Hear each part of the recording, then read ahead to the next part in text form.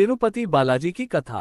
भक्त क्यों देते हैं बालाजी पहुंचकर अपने बालों का दान, क्या है इसकी कहानी।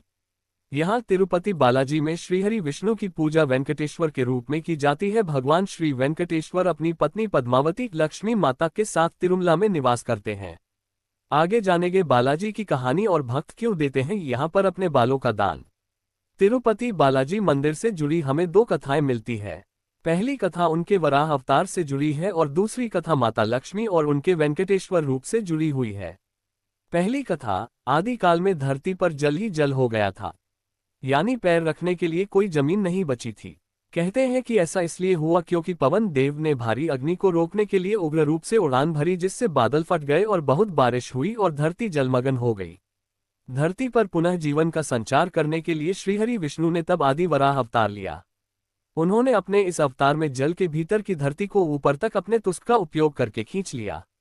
इसके बाद पुनः ब्रह्मा के योग बल से लोग रहने लगे और आदि वराह ने तब बाद में ब्रह्मा के अनुरोध पर एक रचना का रूप धारण किया और अपने बेहतर आधे 4 हाथों वाले भूदेवी के साथ कृच्छला विमना पर निवास किया और लोगों को ध्यान योग और कर्म योग जैसे ज्ञान और वरदान देने का फैसला किया। दूसरी कथा, कलयुग के प्रारंभ होने पर आदि वराह वेंकटाद्रि पर्वत छोड़कर अपने लोक चले गए, जिसके चलते ब्रह्माजी चिंतित रहने लगे और नारद जी से विष्णु को पुनः लाने के लिए कहा। नारद एक दिन गंगा के तट पर गए, जहां पर ऋषि इस बात को लेकर भ्रम में थे कि हमारे यज्ञ का फल त्रिदेवों में से किसे मिलेगा। नारद जी ने उनके शंका समाधान हेतु भृगु को ये कार्य सौंपा। भृगु ऋषि सभी देवताओं के पास गए, लेकिन भगवान शिव और विष्णु जी ने उनकी बातों पर ध्यान नहीं दिया तो वे क्रोधित हो गए। क्रोधित होकर भृगु ऋषि ने विष्णु जी की छाती पर एक लात मार दी। इसके बावजूद विष्णु जी ने ऋषि के पैरों की यह सोचकर मालिश की कि कहीं उनके पैरों में दर्द ना होने लगा हो। ये देखकर ऋषि भृगु को सभी ऋषियों को उत्तर दिया कि उनके यज्ञ का फल हमेशा भगवान विष्णु को समर्पित होगा। परंतु श्रीहरि विष्णु की छाती पर लात मारने के कारण माता लक्ष्मी क्रोधित हो गई। उन्हें अपने पति का अपमान सहन नहीं हुआ और वे चाहती थी कि भगवान विष्णु ऋषि भृगु को दंडित करें, परंतु ऐसा नहीं हुआ। परिणामस्वरूप उन्होंने वैकुंठ को छोड़ दिया और तपस्या करने के लिए धरती पर आ गई और करवीरापुरा कोल्हापुर में ध्यान करना शुरू कर दिया। इधर विष्णु जी के इस बात से दुखी थे कि माता लक्ष्मी उन्हें छोड़कर चली गई। कुछ समय बाद वे भी धरती पर आकर माता लक्ष्मी को ढूंढने लगे। जंगल और पहाड़ियों पर भटकने के बाद भी वह माता को खोज नहीं पाए। आखिर परेशान होकर विष्णु जी वेंकटाद्रि पर्वत में एक चींटी के आश्रय में विश्राम करने लगे। ये देखकर ब्रह्मा जी के उनकी सहायता करने के फैसला किया। वे गाय और बछड़े का रूप धारण कर माला लक्ष्मी के पास गए। देवी लक्ष्मी ने उन्हें देखा और उस वक्त के सत्ताशीष शासक चोल राजा को उन्हें सौंप दिया। राजा ने उसे चरवाहे को सौंप दिया, परंतु वह गाय सिर्फ विष्णु जी के रूप श्रीनिवास को ही दूध देती थी, जिस कारण चरवाहे ने उस गाय को मारने का प्रयास किया। तब श्रीनिवास ने चरवाहे पर हमला करके गाय को बचाया और क्रोधित होकर उन्होंने चोल राजा को एक राक्षस के रूप में जन्म लेने का श्राप दे दिया।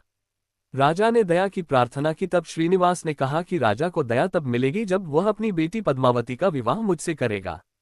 जब ये बात देवी लक्ष्मी पद्मावती को पता चली तो वे वहां आए और तब उन्होंने श्रीहरि को पहचान लिया, और जिसके बाद भगवान विष्णु और लक्ष्मी जी एक दूसरे से लिप्ट गए और इसके बाद वे पत्थर में बदल गए। फिर ब्रह्मा जी और शिव जी ने हस्तक्षेप करके लोगों को इस अवतार के उद्देश्य से अवगत कराया। कहते हैं कि किसी काल में श्रीहरि विष्णु ने वेंकटेश्वर स्वामी के रूप में अवतार लिया था। ये भी कहा जाता है कि कलयुग के कष्ट से लोगों को बचाने के लिए उन्होंने यह अवतार लिया था। इसीलिए भगवान के इस रूप में मां लक्ष्मी भी समाहित है। इसीलिए यहाँ बालाजी को स्त्री और पुरुष दोनों के वस्त्र पहनाने की यहाँ परंपरा है। बालाजी को प्रतिदिन नीचे धोती और ऊपर साड़ी से सजाया जाता है। तिरुपति बालाजी में बाल क्यों काटते हैं? बाल दान देने के पीछे का कारण यह माना जाता है कि भगवान वेंकटेश्वर कुबेर से लिए गए ऋण को चुकाते हैं। कथा अनुसार जब भगवान वेंकटेश्वर का पद्मावती से विवाह हुआ था, तब एक परंपरा के अनुसार वर को शादी से पहले कन्या के परिवार को एक तरह का शुल्क देना होता था, लेकिन भगवान वेंकटेश्वर ये शुल्क देने में असमर्थ थे। इसलिए उन्होंने कुबेर देवता से ऋण लेकर पद्मावती से विवाह किया और वचन दिया कि कलयुग के अंत तक वे कुबेर का सारा ऋण चुका देंगे।